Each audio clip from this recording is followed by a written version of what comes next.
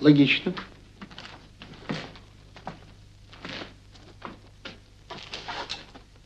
Логично. Садитесь. Ваша позиция с физиком Рунге неколебима. Считайте меня своим союзником. Хвост, который упускали за черным мерседесом шведского дипломата, был связан с этим делом? А вы чувствовали за собой хвост? Вы остро ощущаете опасность? Любой болван на моем месте почувствовал бы за собой хвост. А что касается опасности, какая же опасность может угрожать дома? Если бы я был за кордоном... У вас голова не болит?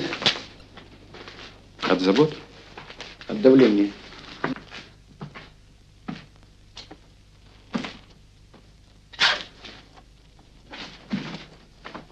Я могу посоветовать.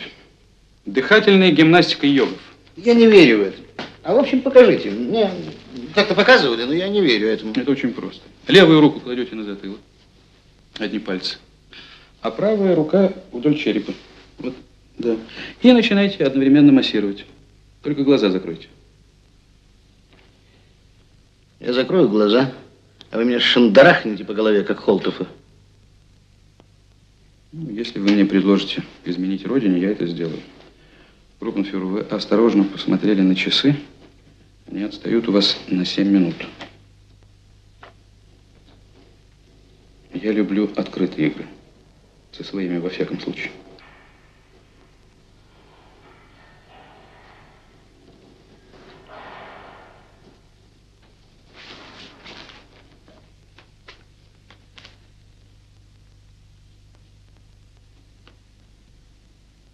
Я всегда жалел, что вы работаете не в моем аппарате. Я бы уж давно сделал вас своим заместителем. Я бы не согласился. Почему? Вы ревнивы. Как любящая, преданная жена. Это самая страшная форма ревности, так сказать. Тираническая.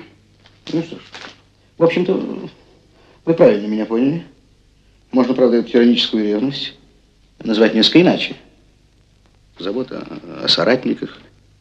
Ну, это, как говорится, вопрос технологии, а не принципа. Зачем надо было приводить меня сюда? Нельзя было поговорить у вас?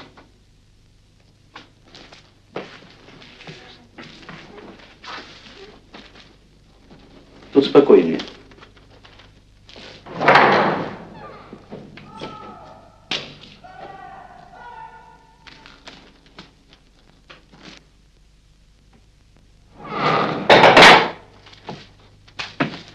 Если все кончится так, как хочу я, мы вернемся вместе, и все будут знать, что мы с вами занимались делом в моем ведомстве.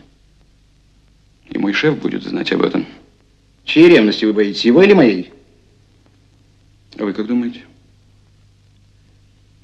Мне нравится, что вы идете напролом. А у меня нет другого выхода.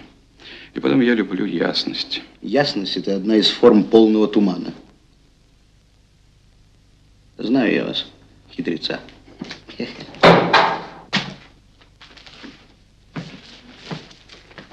Он просил передать, что там никто не отвечает.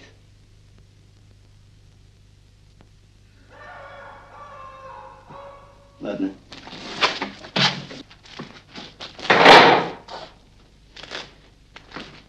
Ну, ладно. Как это говорится в Библии, время собирать камни и время кидать их. А у вас было неважно.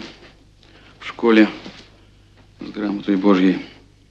В книге пророка Экклезиаста сказано: время разбрасывать камни и время собирать камни. Время обнимать и время уклоняться. Вы так хорошо изучали Библию с вашим подопечным пастором Шлагом? Я люблю перечитывать не только Библию.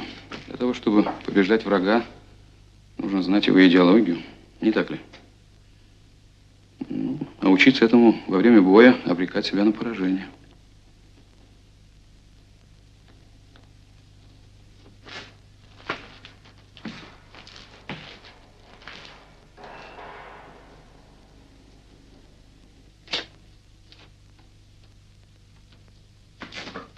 Вот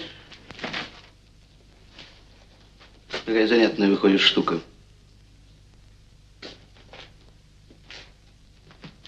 Какая штука любопытная это получается. Вот эти пальчики мы обнаружили на том стакане, который вы наполняли водой, передавая несчастному, глупому, доверчивому Холтову.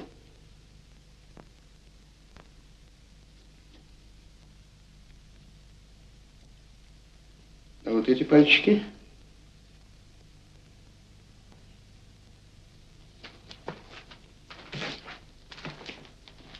мы нашли.